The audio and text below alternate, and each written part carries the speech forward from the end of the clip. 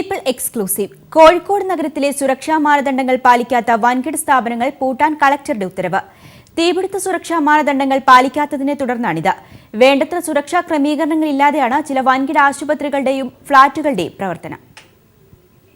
കോഴിക്കോട് നഗരത്തിലെ വൻകിട കെട്ടിട സമുച്ചയങ്ങളിൽ ഫയർ ആൻഡ് റെസ്ക്യൂ വിഭാഗം നടത്തിയ പരിശോധനയിൽ ഞെട്ടിപ്പിക്കുന്ന കാഴ്ചകളാണ് കണ്ടത്. ഭൂരിഭാഗം കെട്ടിടങ്ങളും പ്രവർത്തിക്കുന്നത് മതിയായ സുരക്ഷാ സംവിധാനങ്ങളില്ലാതെയാണ്. നഗരത്തിലെ വ്യാപാര സമുച്ചയങ്ങളിലും ഫ്ളാറ്റുകളിലും ആശുപത്രികളിലുമാണ് പരിശോധന നടത്തിയത്.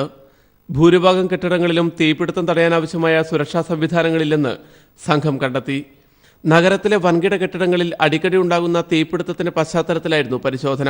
മതിയായ സുരക്ഷാ ക്രമീകരണങ്ങൾ ഏർപ്പെടുത്താത്ത സ്ഥാപനങ്ങളെക്കുറിച്ചുള്ള വിവരം fire and rescue assistant divisional officer Arun Bhaskar ജില്ലാ കളക്ടർ എൻ പ്രശാന്തിന് കൈമാറി. ഇതിന്റെ അടിസ്ഥാനത്തിൽ 1.5 മാസം മുമ്പ് ജില്ലാ കളക്ടർ ഈ സ്ഥാപനങ്ങൾക്ക് നോട്ടീസ് നൽകുകയും ചെയ്തു. സുരക്ഷാ മാനദണ്ഡങ്ങൾ അടിയന്തരമായി ഒരുക്കണമെന്ന് കാട്ടിയായിരുന്നു നോട്ടീസ്.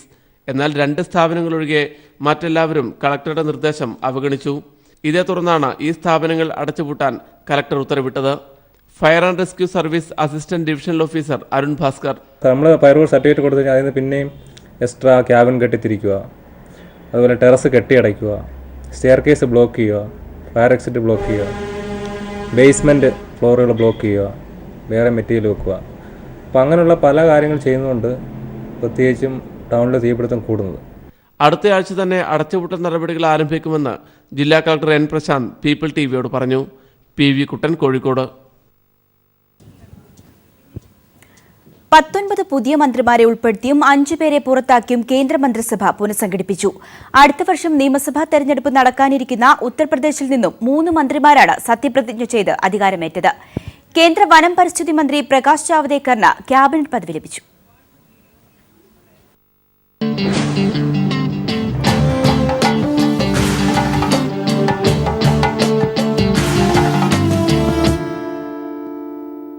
രാഷ്ട്രപതി ഭവനിൽ നടന്ന സത്യപ്രതിജ്ഞാ ചടങ്ങിൽ രാഷ്ട്രപതി പ്രണബ് മുഖർജി പുതിയ മന്ത്രിമാർക്ക് സത്യവാചകം ചൊല്ലിക്കൊടുത്തു. ക്യാബിനറ്റ് പദവിയിലേക്ക് ഉയർന്ന വനം പരിസ്ഥിതി മന്ത്രി പ്രകാശ് ജാവ്ദേക്കറാണ് ആദ്യം സത്യപ്രതിജ്ഞ ചെയ്തത്. അടുത്ത വർഷം നിയമസഭാ തിരഞ്ഞെടുപ്പ് നടക്കാനിരിക്കുന്ന ഉത്തർപ്രദേശിൽ നിന്നുള്ള 3 പേർക്കാണ് മന്ത്രിസഭയിൽ ഇടം ലഭിച്ചത്. അപ്നാദൾ നേതാവ് അനുപ്രിയ പട്ടേൽ, MN പാണ്ഡെ, കൃഷ്ണ രാജ് എന്നിവരാണ് സത്യപ്രതിജ്ഞ ചെയ്തത്. രാജസ്ഥാനിൽ നിന്നുമാണ് കൂടുതൽ പുതിയ മന്ത്രിമാർ. ലോക്സഭാ ചീഫ് വിപ്പായ അർജുൻ റാം മേഘ്വാൾ, PP ചൗധരി, രാജ്യസഭാംഗവും BJP ദില്ലി ഘടകം മുൻ അധ്യക്ഷനുമായ വിജയ് ഗോയൽ, CR ചൗധരി എന്നിവരാണ് രാജസ്ഥാനിൽ നിന്നുള്ള പുതിയ മന്ത്രിമാർ. ഗുജറാത്തിൽ നിന്നും രാജ്യസഭാംഗവും സംസ്ഥാന മന്ത്രിയുമായിരുന്ന പുരുഷോത്തം രൂപാല, രാജ്യസഭാംഗം മൻസൂങ് മാണ്ഡവിയ, ലോക്സഭാംഗം ജസ്വന്ത് സിംഗ് ബാബോർ എന്നിങ്ങനെ 3 മന്ത്രിമാർക്ക് ഇടം ലഭിച്ചു. മധ്യപ്രദേശിൽ നിന്നും രാജ്യസഭാംഗം അനിൽ മാധവ് ദാവെ, വാജ്പേയി മന്ത്രിസഭയിൽ അംഗമായിരുന്ന ഫഗ്ഗാൻ സിംഗ് കുൽസ്തെ എന്നിവരാണ് പുതിയ മന്ത്രിമാർ. മഹാരാഷ്ട്രയിൽ നിന്നും സുഭാഷ് ബാംറെ, രാംദാസ് അത്തേവാല എന്നിവരാണ് സത്യപ്രതിജ്ഞ ചെയ്തത്. കർണാടകയിലെ ബിജാപൂരിൽ നിന്നുള്ള ലോക്സഭാംഗം രമേശ് ജിഗജിനാഗി, അസമിൽ നിന്നുള്ള ലോക്സഭാംഗം രാജൻ ഗോയൽ, പശ്ചിമ ബംഗാളിലെ ഡാർജിലിംഗിൽ നിന്നുള്ള ലോക്സഭാംഗം SS അലുവാലിയ എന്നിവരും മന്ത്രിസഭയിൽ ഇടം പിടിച്ചു. ജാർഖണ്ഡിൽ നിന്നുള്ള രാജ്യസഭാംഗവും BJP വക്താവുമായ MJ അക്ബറിനും മന്ത്രിസ്ഥാനം ലഭിച്ചു. അതേസമയം 5 പേർക്ക് പുനഃസംഘടനയിൽ മന്ത്രിസ്ഥാനം നഷ്ടമായി. സഹമന്ത്രിമാരായ RS കത്താരിയ, മൻസൂഖ് ഭായ് വാസവ, MK കുന്താരിയ, നിഹാൽ ചന്ദ്, സൻവർലാൽ ജാട്ട് എന്നിവരെയാണ് ഒഴിവാക്കിയത്. പുതിയ മന്ത്രിമാരിൽ 5 പേർ പട്ടികജാതി വിഭാഗത്തിൽ നിന്നും 2 പേർ പട്ടികവർഗ വിഭാഗക്കാരുമാണ്. നരേന്ദ്രമോദി സർക്കാരിന്റെ 2ാമത് മന്ത്രിസഭാ പുനഃസംഘടനയിൽ ഉത്തർപ്രദേശ് വോട്ട് ബാങ്ക് ലക്ഷ്യം വെച്ചുള്ള ജാതി സമുദായ സമവാക്യങ്ങൾ പാലിച്ചാണ് പുതിയ മന്ത്രിമാരെ ഉൾപ്പെടുത്തിയിരിക്കുന്നത്. പുനഃസംഘടന നിയമസഭാ തിരഞ്ഞെടുപ്പ് തന്ത്രമായി മാറിയെന്ന ചർച്ച ഒഴിവാക്കാനാണ് പഞ്ചാബിൽ നിന്നും ആരെയും ഉൾപ്പെടുത്താത്തത് എന്നും വിലയിരുത്തപ്പെടുന്നു. ദില്ലിയിൽ നിന്നും M സന്തോഷ്. രാജ്യതലസ്ഥാനത്ത് റംസാൻ ദിനത്തോടനുബന്ധിച്ച് വൻ ഭീകരാക്രമണത്തിന് സാധ്യതയുണ്ടെന്ന ഇന്റലിജൻസ് മുന്നറിയിപ്പ്.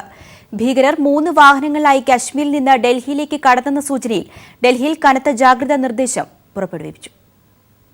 അതിർത്തിയിലൂടെ നുഴഞ്ഞുകയറിയ ഭീകരർ 3 വാഹനങ്ങളിലായി കാശ്മീരിൽ നിന്ന് ഡൽഹിയിലേക്ക് കടന്നിട്ടുണ്ടെന്നാണ് പഞ്ചാബ് പോലീസ് മുന്നറിയിപ്പ് നൽകിയത്. അത്യാധുനിക ആയുധങ്ങളുമായാണ് പഞ്ചാബ് വഴി ദില്ലിയിലേക്ക് ഭീകരർ കടന്നതെന്നാണ് വിവരം. പഞ്ചാബിൽ നിന്ന് കാണാതായ 3 വാഹനങ്ങൾ ഭീകരർ തട്ടിയെടുത്തതാവാമെന്നാണ് രഹസ്യാന്വേഷണ വിഭാഗം കരുതുന്നത്. ഈ വാഹനങ്ങൾ ഇതുവരെ കണ്ടെത്താനായിട്ടില്ല.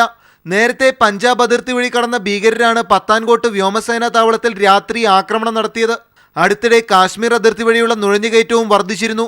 ബംഗ്ലാദേശിലെ ഭീകരാക്രമണത്തിന് പിന്നാലെ ഇന്ത്യ ബംഗ്ലാദേശ് അതിർത്തിയിൽ നുഴഞ്ഞുകയറ്റം തടയാൻ അതിർത്തി രക്ഷാസേന നിരീക്ഷണം ശക്തമാക്കിയിരുന്നു. റംസാൻ ദിനത്തോടനുബന്ധിച്ച് രാജ്യതലസ്ഥാനത്ത് ആക്രമണത്തിന് ഭീകരർ ലക്ഷ്യമിടുന്നതായാണ് സൂചന. മുന്നറിയിപ്പിന്റെ പശ്ചാത്തലത്തിൽ തലസ്ഥാനത്ത് സുരക്ഷ കർശനമാക്കി. News bureau, Delhi.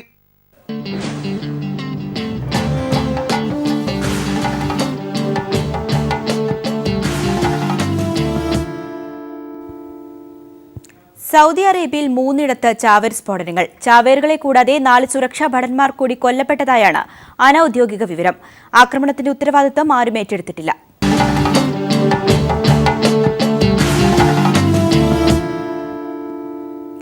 CPM Kovalam area കമ്മിറ്റിയുടെ നേതൃത്വത്തിൽ ആരംഭിച്ച പച്ചക്കറി കൃഷി വിളവെടുപ്പിന് തയ്യാറായി കഴിഞ്ഞു. ഓണം ലക്ഷ്യമിട്ടുള്ള പച്ചക്കറി കൃഷിയുടെ വിത്തിറക്കലും ഇതിനോടകം നടന്നു. 1.5 ഏക്കർ തരിശുകിടന്ന സ്ഥലത്തായിരുന്നു പച്ചക്കറിത്തോട്ടം സ്ഥാപിച്ചത്. CPIMന്റെ നേതൃത്വത്തിൽ സംസ്ഥാനത്ത് പച്ചക്കറി കൃഷിക്ക് തുടക്കം കുറിച്ചപ്പോൾ ഒരു വിപ്ലവ ബഹുജന പാർട്ടിക്ക് പച്ചക്കറിയുമായി എന്തു ബന്ധമെന്ന് മുഖം കൂട്ടി ചിരിച്ചവർ ഈ വിളവെടുക്കാറായ കൃഷിത്തോട്ടത്തിലേക്കൊന്ന് വരണം. തിരുവനന്തപുരം അരിമാനൂരിലെ തരിച്ചു കിടന്ന ഭൂമി ഇന്ന് അക്ഷരാർത്ഥത്തിൽ ലക്ഷണമൊത്തൊരു പച്ചക്കറി തോട്ടമാണ്. വെണ്ടയും വെള്ളരിയും പാവലും പടവലങ്ങയും അടക്കം 13 ഇനം പച്ചക്കറികൾ വിളവെത്തി കിടക്കുന്നു. CPIM കോവളം ഏരിയ കമ്മിറ്റിയുടെ നേതൃത്വത്തിൽ നടന്ന പച്ചക്കറി കൃഷിയെ മുക്തകണ്ഠം പ്രശംസിക്കുകയാണ് എതിർ രാഷ്ട്രീയ പാർട്ടിയിലുള്ളവർ പോലും. നൂറ്റാണ്ടുകൾക്ക് മുമ്പ് സൂർപാൽ മഹർഷി വികസിപ്പിച്ചെടുത്ത ജൈവവളമാണ് ഈ പച്ചക്കറികളുടെ ആരോഗ്യത്തിന്റെ കാതൽ. ഗോമൂത്രം മുതൽ തേനും തവിടും പാലും വരെ ഈ പച്ചക്കറികൾക്ക് വളമായി മാറി. ഇതിന്റെ വിളവെടുപ്പ് ഈ മാസം 25-ന് നടക്കുമെന്ന് CPIM തിരുവനന്തപുരം ജില്ലാ സെക്രട്ടറി ആനാവൂർ നാഗപ്പൻ പീപ്പിൾ TVയോട് പറഞ്ഞു. നമ്മുടെ ജില്ലയിലൊട്ടാകെ, തിരുവനന്തപുരം ജില്ലയിലൊട്ടാകെ ഓണക്കാലത്ത് ജൈവ പച്ചക്കറി സ്റ്റാളുകൾ തുടങ്ങാൻ വേണ്ടിയുള്ള പ്രവർത്തനങ്ങൾ ഇതിനകം തന്നെ ആരംഭിച്ചിട്ടുണ്ട്. ഓരോ ലോക്കലിലും ജൈവ പച്ചക്കറി സ്റ്റാളുകൾ ഈ ഓണക്കാലത്തുണ്ടാവും എന്നാണ് ഞങ്ങൾ കരുതുന്നത്. കർഷകനായ മോഹൻകുമാർ പാട്ടമില്ലാതെ നൽകിയ ഭൂമിയിലാണ് CPIM കോവളം ഏരിയ കമ്മിറ്റി പുതിയ കാർഷിക സംസ്കൃതിക്ക് തുടക്കം കുറിച്ചിരിക്കുന്നത്. CPIM ജില്ലാ secretary Anavoor Nagappan, area secretary PS Harikumar എന്നിവർ പച്ചക്കറിത്തോട്ടം സന്ദർശിച്ചു. News bureau, Thiruvananthapuram. വേനൽക്കാലത്തെ കടുത്ത വരൾച്ചയും വർഷകാലത്തെ മഴക്കുറവും കാരണം കടുത്ത പ്രതിസന്ധിയിലായിരിക്കുകയാണ് വയനാട് പുൽപ്പള്ളിയിലെ കാർഷിക മേഖല. മഴക്കാലം ആരംഭിക്കുമ്പോൾ കൃഷിയിറക്കേണ്ട 100 കണക്കിന് ഹെക്ടർ നെൽവയലാണ് ഇവിടെ ഇപ്പോൾ തരിശായി കിടക്കുന്നത്. ഇത്തവണ വേനൽ രൂക്ഷമായതോടെ പുഞ്ചകൃഷി ഇറക്കാൻ കർഷകർക്ക് സാധിച്ചിരുന്നില്ല. മഴക്കാലം എത്തിയെങ്കിലും മഴക്കുറവാണ് പ്രദേശം നേരിടുന്നത്. നഞ്ചകൃഷിക്ക് പാടമൊരുക്കാനും മിക്ക കർഷകർക്കും കഴിഞ്ഞിട്ടില്ല ഇതുവരെ. ഇപ്പോൾ വിത്തുപാകിയാലേ ഓഗസ്റ്റിൽ ഞാറു പറിച്ചു നടാനാകൂ. കബനിയിൽ ജലനിരപ്പ് ഉയരാത്തതും പ്രതിസന്ധി സൃഷ്ടിക്കുന്നു. പുഞ്ചകൃഷി നടക്കാത്തതിൻ്റെ പേരിൽ നഞ്ചകൃഷിയെങ്കിലും അല്പം നേരത്തെ നടത്തണമെന്നുള്ള പ്രതീക്ഷയിലായിരുന്നു കർഷകർ. ഇപ്പം മഴ പെയ്യാത്തതിൻ്റെയും പുഴയിൽ വെള്ളമില്ലാത്തതിൻ്റെ ഒരു അവസ്ഥയിൽ ഇതുവരെ പുഞ്ചകൃഷി നഞ്ചകൃഷി നടന്നിട്ടില്ല. വനമേഖലയിൽ കഴിയുന്ന കുടുംബങ്ങളുടെ ഉപജീവന മാർഗമാണ് നെൽകൃഷി. ചേകാടിയിലെ ഗോത്രവിഭാഗങ്ങളും നെൽകർഷകരാണ്. നഷ്ടം നേരിടുമ്പോഴും പരമ്പരാഗത കൃഷിയെന്ന രീതിയിൽ കൃഷിയിറക്കുന്ന കർഷകർക്ക് കാലാവസ്ഥാ മാറ്റം വലിയ തിരിച്ചടിയായിരിക്കുകയാണ്. ജലസേചന മാർഗങ്ങളും മറ്റുമൊരുക്കിയുള്ള സർക്കാർ സഹായങ്ങളാണ് കർഷകർ പ്രതീക്ഷിക്കുന്നത്. News bureau, Wayanad.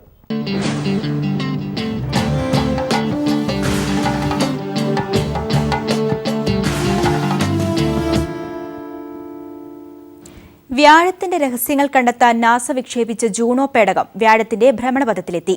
രാവിലെ 9-ന് ശേഷമായിരുന്നു ചരിത്ര നിമിഷം. ചരിത്രത്തിലെ ഏറ്റവും വലിയ ബഹിരാകാശ ദൌത്യങ്ങളിൽ ഒന്നാണിതെന്ന് നാസ അറിയിച്ചു. $113 കോടി ചെലവിട്ട പേടകം 5 വർഷം മുൻപാണ് നാസ വിക്ഷേപിച്ചത്.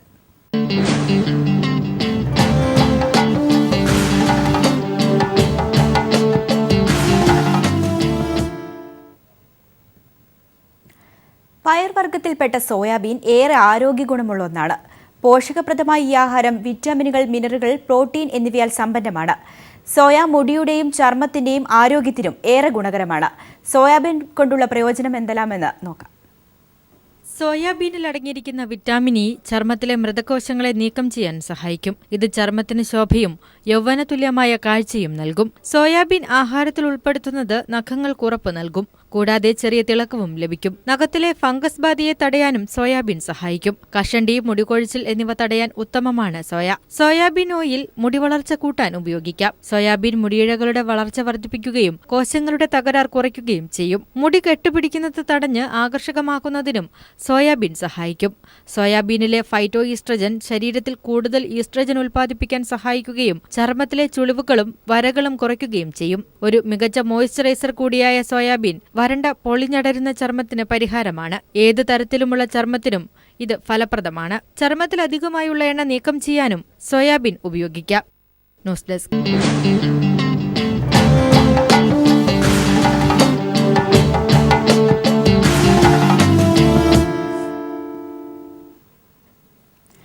ലളിതമായ ഭാഷയിൽ ജീവിതഗന്ധിയായ രചനകളിലൂടെ മലയാള സാഹിത്യത്തിൽ നന്മയുടെ സൗന്ദര്യം പരത്തിയ പ്രിയപ്പെട്ട എഴുത്തുകാരൻ വൈക്കം മുഹമ്മദ് ബഷീർ ഓർമ്മയായിട്ട് ഇന്നേക്ക് 22 വർഷം തികയുന്നു.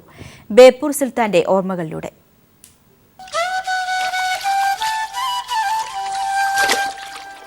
ലളിതമായ ഭാഷയിൽ ജീവിതഗന്ധിയായ രചനകളിലൂടെ മലയാള സാഹിത്യത്തിൽ നന്മയുടെ സൗരഭ്യം പരത്തിയ പ്രിയപ്പെട്ട എഴുത്തുകാരൻ വൈക്കം മുഹമ്മദ് ബഷീർ ഓർമ്മയായിട്ട് ഇന്ന് 22 സംവത്സരങ്ങൾ.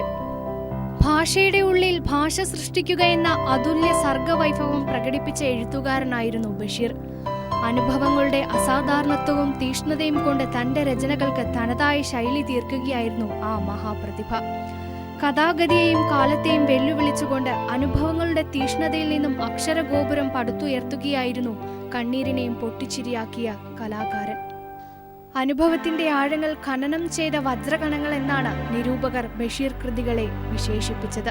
മനുഷ്യസ്നേഹത്തിനുമപ്പുറം പ്രപഞ്ചത്തെയും അതിലെ സൃഷ്ടികളെയും തുല്യമായി കാണുക എന്നതായിരുന്നു ബഷീർ കൃതികളുടെ ദർശനം.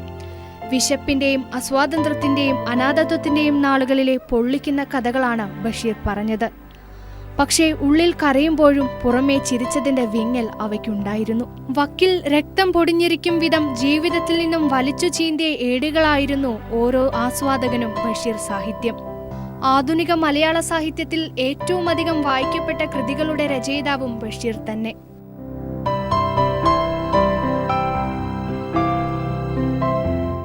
ബാല്യകാലസഖിയും പാത്തുമ്മയുടെ ആടും അനുരാഗത്തിന്റെ ദിനങ്ങളുമെല്ലാം ബേപ്പൂർ സുൽത്താനെ ഓരോ മലയാളിയുടെയും സുൽത്താനാക്കി. Reshma Suresh, cultural desk, people TV.